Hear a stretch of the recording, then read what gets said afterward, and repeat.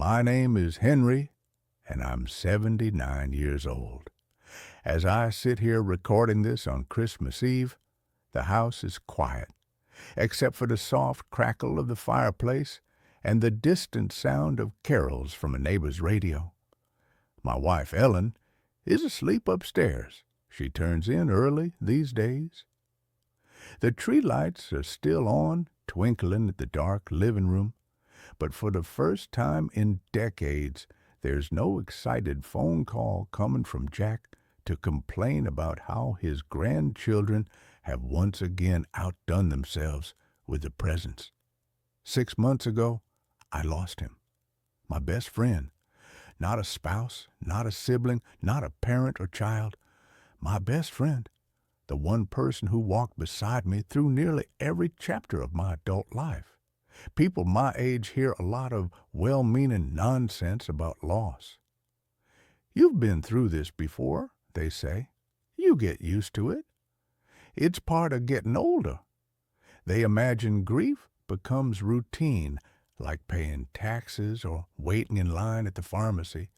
But it doesn't. Each loss carves out a new hollow place inside you. The edges may scar over eventually, but the space remains.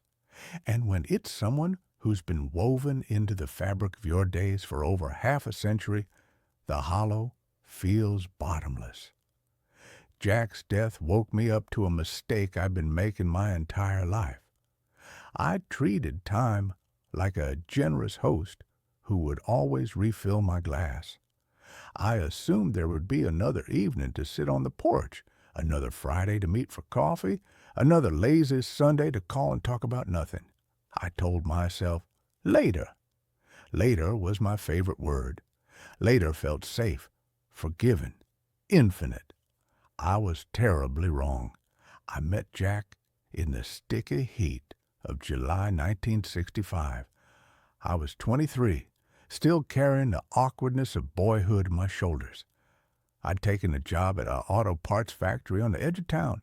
Good pay, union benefits, the kind of work my father said would set me straight. But I felt anything but straight. I had no idea who I was supposed to become, only a vague sense that I was stalling while life moved on without me.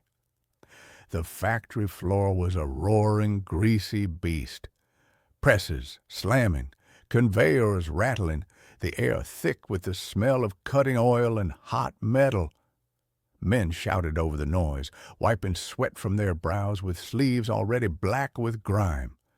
In those first days, I kept my head down, mimicking the motions of the guys around me, praying I wouldn't jam a machine or lose a finger.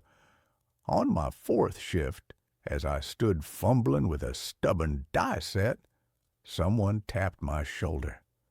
I turned to see a tall, broad-shouldered man with a crooked grin and grease smudged across one cheek. "Name's Jack," he said, voice cutting cleanly through the din. "You look like a man who could use a cold beer when the whistle blows." I nodded before I even thought about it. Not because I particularly wanted a beer, I wasn't much of a drinker back then, but because someone had noticed I was struggling and decided to do something about it. We walked to Murphy's Tavern, a dim little place 2 blocks from the plant where the beer was cheap and the jukebox played the same 10 songs every night. We sat at the scarred wooden bar, ordered 2 drafts, and talked until the bartender started stacking chairs. I won't remember a single profound thing we said. Mostly complaints about the heat, the new supervisor, the price of gas. But by the time we parted ways, something had shifted. I wasn't just the new guy anymore. I was Henry, Jack's new friend. That was the beginning of 54 years. Our friendship didn't announce itself with fanfare. It grew the way good things often do, slowly, steadily, without forcing. A beer after work became a habit. Friday lunches at the diner became sacred. When we both bought our first houses a few years later, small ranch-style places 3 miles apart, we started trading tools, helping each other with weekend projects, standing in the driveways, drinking coffee from thermoses while our kids played in the grass. We weren't the sort for grand adventures. No cross-country road trips, no fishing expeditions in Canada, no bucket list climbs. Our lives unfolded in ordinary rhythms: work, family, church picnics, little league games. We watched each other's children grow from sticky-fingered toddlers to teenagers who thought they knew everything, then to adults with children of their own. We celebrated milestones quietly.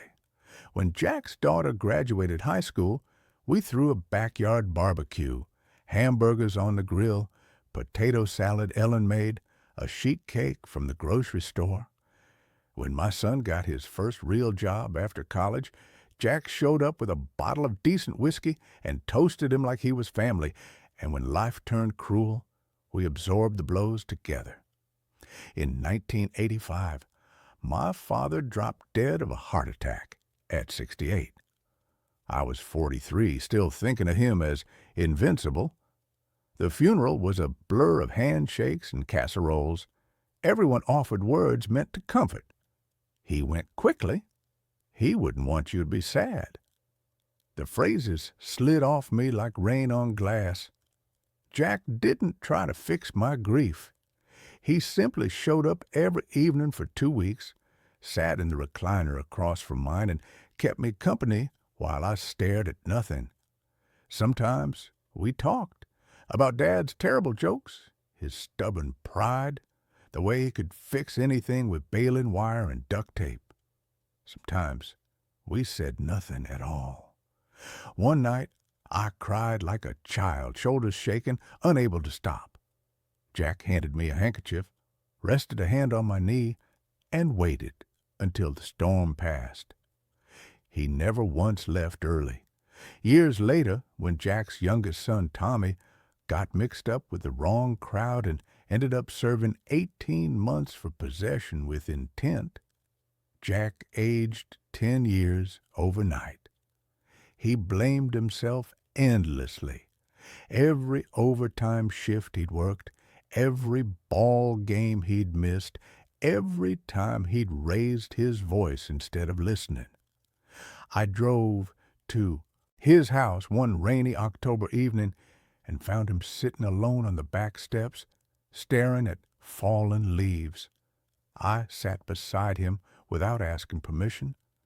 After a long silence, I told him what he'd taught me without words all those years ago. We do our best with what we know at the time.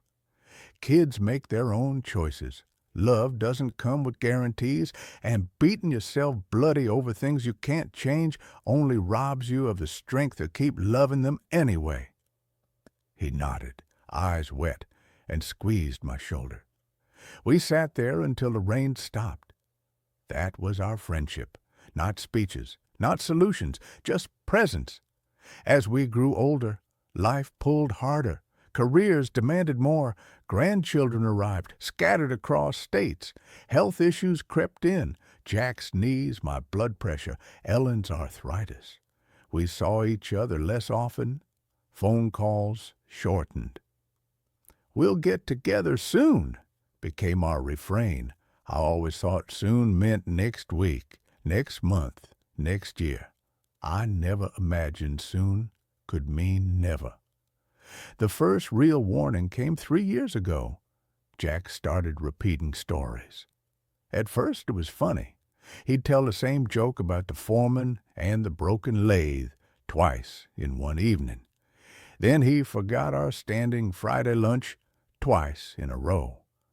He'd misplace his wallet, his glasses, his car keys, things he'd always kept track of meticulously. His daughter, Sarah, finally convinced him to see a neurologist. The diagnosis was early-stage Alzheimer's, though they called it mild cognitive impairment to soften the blow. Jack took it quietly, the way he took most bad news, but later, over coffee on his patio, he admitted the truth. "I'm scared, Henry," he said, voice barely above a whisper. "Not of dying, of disappearing before I'm gone, of looking at my kids one day and not knowing their names, of you coming over and me not remembering the 50 years we've had. I didn't have answers, so I did what he'd done for me decades earlier. I showed up. Every Tuesday afternoon for 2 years, I drove the 20 minutes to his house, or later, to the memory care wing where he eventually moved. Some visits were golden. He'd be sharp, reminiscing about old times, laughing at memories I'd half forgotten myself. Other days he'd greet me politely, like a friendly stranger, asking if we'd met before. Those days hurt the worst. But I kept coming, because even when his mind let go of me, mine held on tight. In June, the stroke came without warning. Massive, the doctor said, irreversible. He lingered for 48 hours in a room that smelled of antiseptic and false hope. Machines breathed for him. Nurses adjusted tubes and monitors with gentle efficiency. I sat by his bed the entire time, holding the hand that had steadied me through every crisis of my adult life. Ellen brought sandwiches I couldn't eat. Our children stopped by, paying respects to the man who'd been their second father. I talked to Jack about everything and nothing. The World Series we'd watched together in '68. The time we got stuck in a snowstorm coming back from up north, the way he always burned a toast. On the second night, his breathing changed.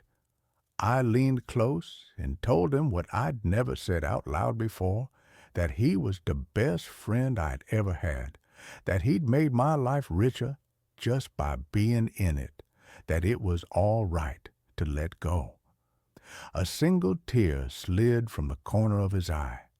Then the monitor slowed, flattened, and he was gone. The funeral was simple, the way he'd wanted. Old factory buddies showed up in their best suits. His grandchildren read poems. I gave the eulogy, voice cracking more than once. Afterward, we gathered at the VFW hall for coffee and pie, telling stories until the room felt almost warm again. But when I came home that evening, the silence was absolute. I still reach for the phone sometimes out of habit. My thumb hovers over his name in my contacts before I remember. The house feels larger now, the days longer. There's no one left who remembers the young, uncertain Henry who walked into that factory in 1965. No one who can finish my sentences the way Jack could, or laugh at jokes no one else would understand. People urge me to stay busy, join the senior center, take a class, volunteer. I've tried a little. The intentions are kind, but they don't grasp that you don't replace a lifetime. You don't manufacture the ease of someone who knew every version of you and loved them all anyway. If my words find you tonight, if you're listening while wrapping last-minute gifts, or driving home for the holidays, or sitting alone with your own regrets, please hear this. Call the person you've been meaning to call. Send the message you keep drafting and deleting. Drive the extra miles. Make the time. Don't trust tomorrow. It isn't promised. I had 54 years with the finest friend a man could ask for. 54 years of ordinary, irreplaceable days that added up to an extraordinary life. I'm grateful for every one of them, every shared silence, every bad cup of coffee, every quiet evening watching a game. But I'd give anything for one more. Reach out tonight. Tell someone you love them. Show up while you still can. Because one day the house will be quiet. The phone won't ring, and all the time in the world won't be enough to bring them back. Thank you for listening.